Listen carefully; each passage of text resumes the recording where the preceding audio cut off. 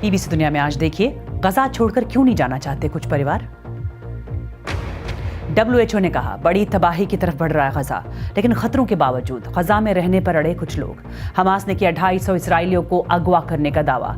अंतर्राष्ट्रीय कूटनीति हुई तेज, कल इसराइल पहुंचेंगे अमेरिकी राष्ट्रपति जो बाइडेन, दिखाएंगे खास रिपोर्ट।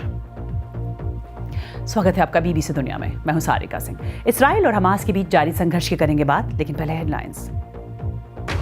सुप्रीम कोर्ट ने नहीं दी सेम सेक्स मैरिज को मान्यता। चीफ जस्टिस DY चंद्रचूड़ की अध्यक्षता में 5 जजों की संविधान पीठ ने सुनाया फैसला। अदालत ने कहा कानून बनाना संसद का काम। साल 2035 तक अपना अंतरिक्ष स्टेशन बनाने और साल 2040 तक चांद पर अंतरिक्ष यात्री भेजने का भारत का मिशन। प्रधानमंत्री मोदी ने अंतरिक्ष विभाग को दिए निर्देश। रूस के राष्ट्रपति व्लादिमीर पुतिन पहुंचे चीन। बेल्ट एंड रोड इनिशिएटिव के 10 साल पूरे होने पर कार्यक्रम में लिया हिस्सा। चीन की सबसे बड़ी आर्थिक परियोजना है BRI।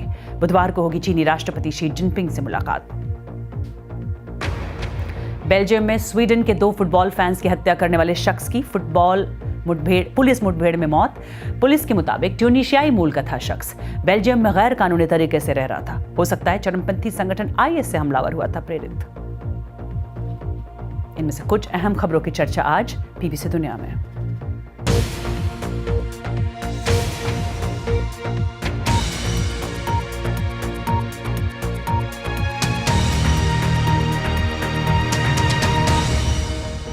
इसराइल और हमास के बीच संघर्ष का आज 11वां दिन है।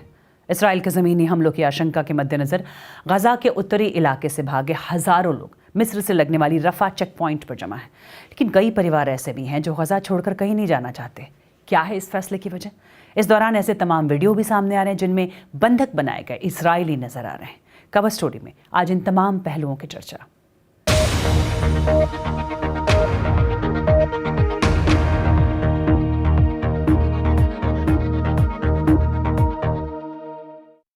बीती रात और आज सुबह भी गजा में इजरायली हवाई हमले जारी रहे। स्थानीय अधिकारियों का कहना है कि दक्षिणी गजा में हवाई हमलों में 100 से ज्यादा लोग मारे गए हैं। मिस्र की सीमा के पास रफा चेक पॉइंट में एक घर में ही 28 लोग मारे गए हैं। ये वो जगह है जहां हजारों लोग मिस्र में दाखिल होने का इंतजार कर रहे हैं। दूसरी ओर हमास का कहना है कि इजरायली हमले में उसके कुछ अधिकारी भी मारे गए। इस बीच अंतर्राष्ट्रीय राहत एजेंसियां गजा में राहत सामग्री फौरन पहुंचाने पर बार बार जोर दे रही हैं। गजा में दाखिल होने की इजाजत के इंतजार में राहत सामग्री लिए सैकड़ों ट्रक रफा क्रॉसिंग पर खड़े हैं। विश्व स्वास्थ्य संगठन का कहना है कि गजा बड़ी तबाही की तरफ बढ़ रहा है। उनके मुताबिक अब गजा में सिर्फ 24 घंटे के लिए पानी, बिजली और तेल बचा है। देखिए बीबीसी संवाददाता फराज किलानी की इजरायली शहर सेड्रोट से ये रिपोर्ट। ये गजा सीमा से सिर्फ 1 किलोमीटर की दूरी पर है। इसराइल पर हमास के अप्रत्याशित हमले को 1 हफ्ते से ज्यादा हो चुके हैं और उनमें से कुछ हमलावर यहां से ज्यादा दूर नहीं हैं।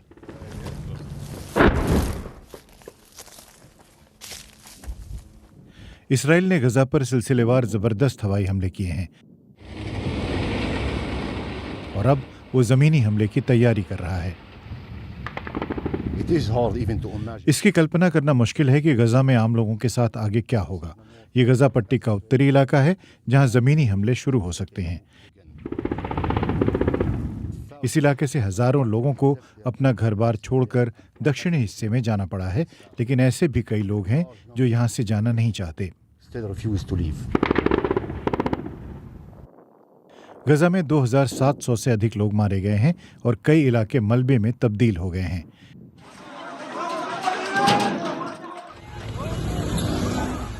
इसराइल के कहने के बाद हजारों नागरिक उत्तरी इलाकों से भाग गए हैं, लेकिन कई लोगों का कहना है कि वो जा नहीं सकते या जाना नहीं चाहते।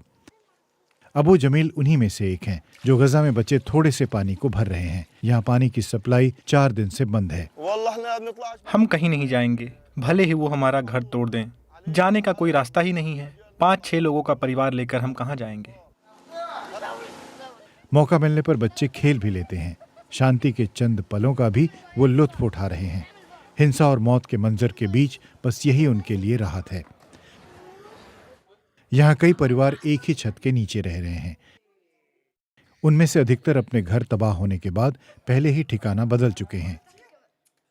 वायल के लिए दक्षिणी हिस्से में जाना कोई विकल्प नहीं है। यहाँ तक कि सड़क भी महफूज नहीं है। 70 लोग बिना किसी चेतावनी के हवाई हमले में मारे गए। सारे हमले बिना चेतावनी के हो रहे हैं। अगर हम वहाँ अपने 5-6 परिवार के 50 सदस्यों के साथ चले भी जाएं, तो हमें खाना पीना कहाँ से मिलेगा? हमारे पास सिर्फ कपड़े होंगे। इस्राएली फौज का कहना है कि उसने आम लोगों से जाने के लिए कहा ताकि हमास उन्हें अपनी आड़ न बना सके। हमास ने इस आरोप को गलत बताया है। लेकिन उन हजारों लोगों का क्या होगा जिन्होंने गजा से नहीं जाने का फैसला किया है?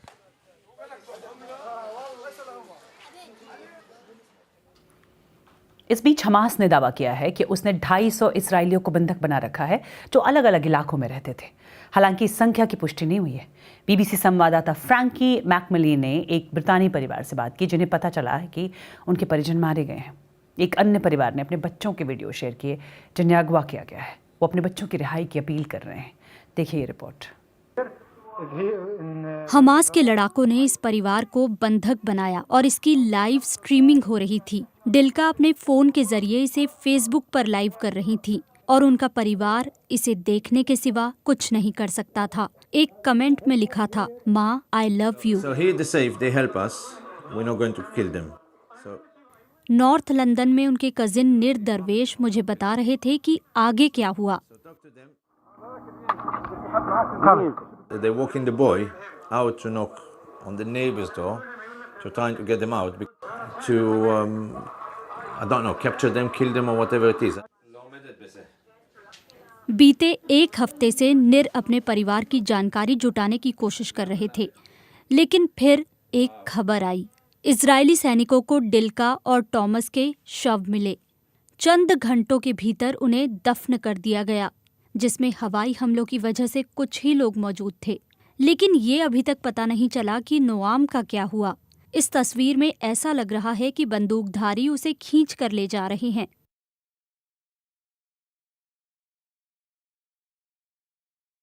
आठ साल की एला और 15 साल की दफना के बारे में उनके परिवार को लगता है कि वो जिंदा हैं और उन्हें गजा में बंधक बनाया गया है। לבנות שלי שישארו חזקות, שישמרו אחת על השנייה. उनकी माँ कह रही हैं कि हिम्मत मत हारो, एक दूसरे को खोजो, अपने पापा को खोजो। वो कह रही हैं कि उन्हें वापस लाने के लिए हर कोशिश जारी है और उन्हें वापस लाया जाएगा। שאנחנו עושים הכל כדי להחזיר אותם. पहले की तरह दोबारा नाचने गाने और हंसने मुस्कुराने के लिए। इसराइल और हमास में जारी संघर्ष के बीच अंतर्राष्ट्रीय डिप्लोमेसी भी तेज हो गई है। German chancellor Olaf shawls Israel पहुंचे हैं और उन्होंने कहा कि सबसे लगातार बातचीत करने की जरूरत है। चीन भी अपना मध्य पूर्व राजदूत भेज रहा है। ईरान के सर्वोच्च धार्मिक नेता अयातुल्ला अली खामनेई ने कहा है कि अगर गजा पर इसराइली बमबारी जारी रही तो इसराइल के विरोधियों को एक्शन लेने से कोई नहीं रोक सकेगा। अमेरिकी राष्ट्रपति जो बाइडेन अपना समर्थन जताने के लिए बुधवार को इसराइल पहुंच रहे हैं। हाल ही में इसराइल का दौरा करने वाले अमेरिकी विदेश मंत्री एंटनी ब्लिंकन ने कहा कि राष्ट्रपति जो बाइडेन का पूरा ध्यान हमास से बंधकों की सुरक्षित रिहाई पर होगा। वो इसराइल से ये भी जानना चाहेंगे कि वो गजा में कैसे अपना सैन्य ऑपरेशन करेंगे जिससे कि आम नागरिकों के जानो माल का कम से कम नुकसान हो। और अमेरिकी राष्ट्रपति जो बाइडेन इसराइल के बाद जॉर्डन भी जाएंगे। वहां वो किंग अब्दुल्ला, फलस्तीनी नेता महमूद अब्बास और मिस्र के राष्ट्रपति अब्दुल फतह अल सीसी के साथ इस संकट पर विचार विमर्श करेंगे। इसराइल का कहना है कि अमेरिकी राष्ट्रपति के इस दौरे के कूटनीतिक मायने हैं।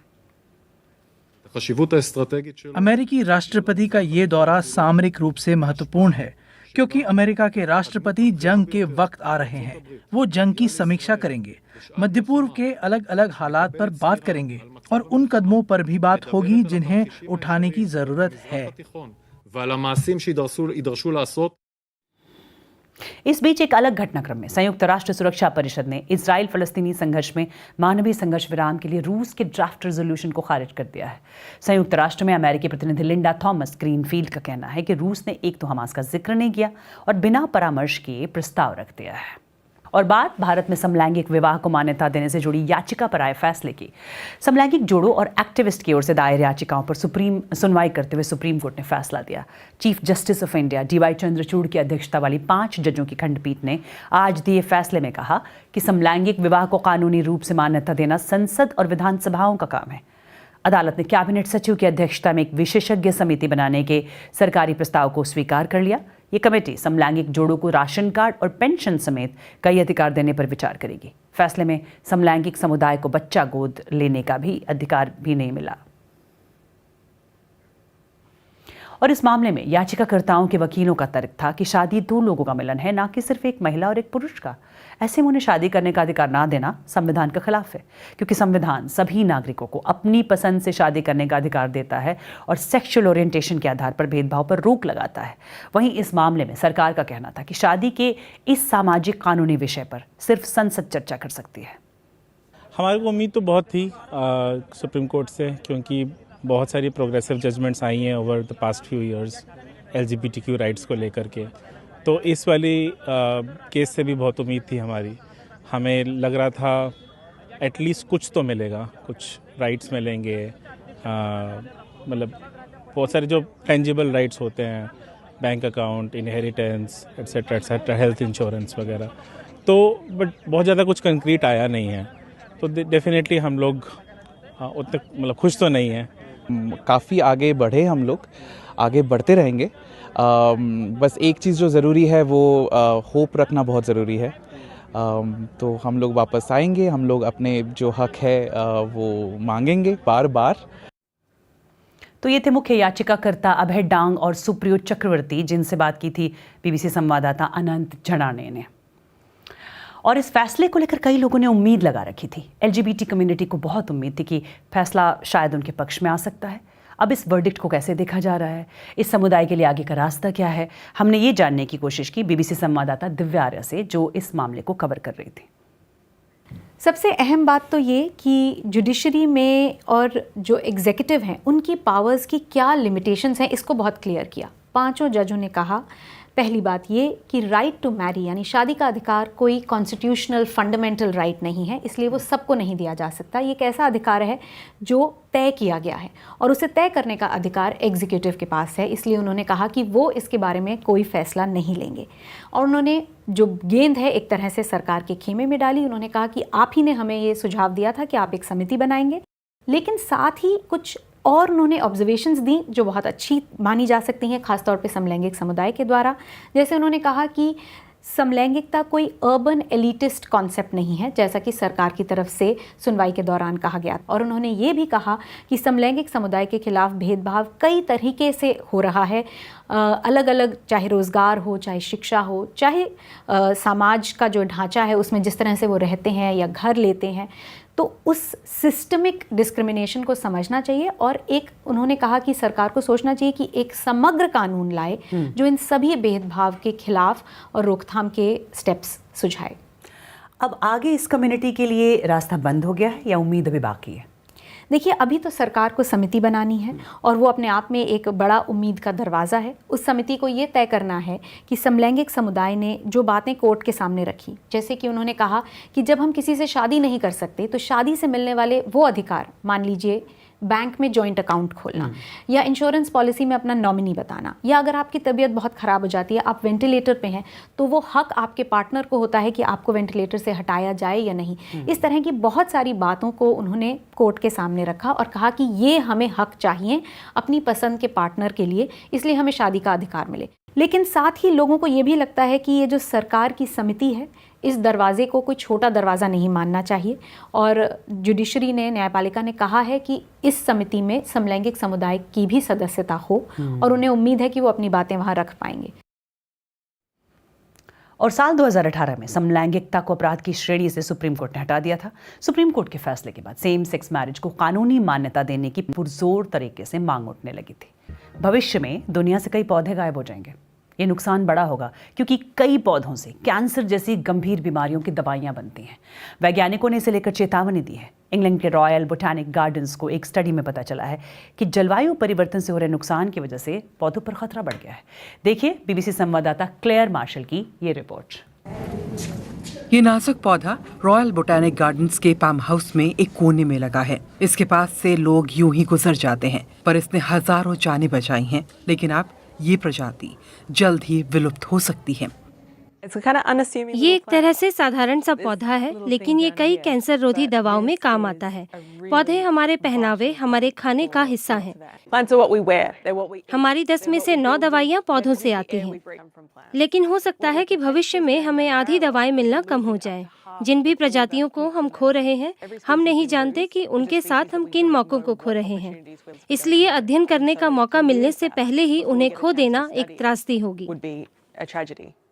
अमेज़न से लेकर एंडीज और अफ्रीका के तट तक इस नए डेटा से पता चला है कि 2020 के बाद से खोजे गए लगभग 19,000 नए पौधों और फफूंद की प्रजातियों में से लगभग 80% विलुप्त होने की कगार पर हैं। इसकी मुख्य वजह है उनके प्राकृतिक आवास खत्म हो रहे हैं। रिपोर्ट में फफूंद को जैव विविधता के विज्ञान का अगला फ्रंटियर बताया गया है। इसकी करीब 25 लाख प्रजातियां होने का पता चला है। ये फफूंद विशेषज्ञ यानी माइक्रोलॉजिस्ट की शांतिपूर्ण दुनिया है। इन हजारों सैंपल्स में से कुछ खुद चार्ल्स डार्विन ने जमा किए थे, लेकिन अब फफूंद की कुछ प्रजातियों के विलुप्त होने से पहले जल्द से जल्द उनका विश्लेषण करने की कोशिश की जा रही है। हमें ऐसे लोगों की जरूरत है जो प्रजातियों की खोज करें, जो रसायनों को समझें। हमें ऐसे लोग चाहिए जो मैदान में जाएं और उन्हें इकट्ठा करें। हमारे पास ज्यादा एक्सपर्ट नहीं है। हम फफूंद से लगभग सब कुछ कर सकते हैं। फफूंद को बहुत आसानी से और छोटी जगहों पर उगाया जा सकता है। हो सकता है कि भविष्य में खाना फफूंद से आए। 90% फफूंद को अभी तक खोजा जाना बाकी है। इसके बारे में हमारी समझ अभी बहुत कम है। आज के वैज्ञानिकों का कहना है कि जो कुछ भी हमारे आसपास और हमारे पैरों के नीचे उगता है, हमें उसे संजो कर रखना चाहिए। और कार्यक्रम कैसा लगा ये बताने के लिए और फीडबैक देने के लिए आप मुझे ट्वीट कर सकते हैं @BBC सारिका पर। BBC दुनिया में फिलहाल इतना है।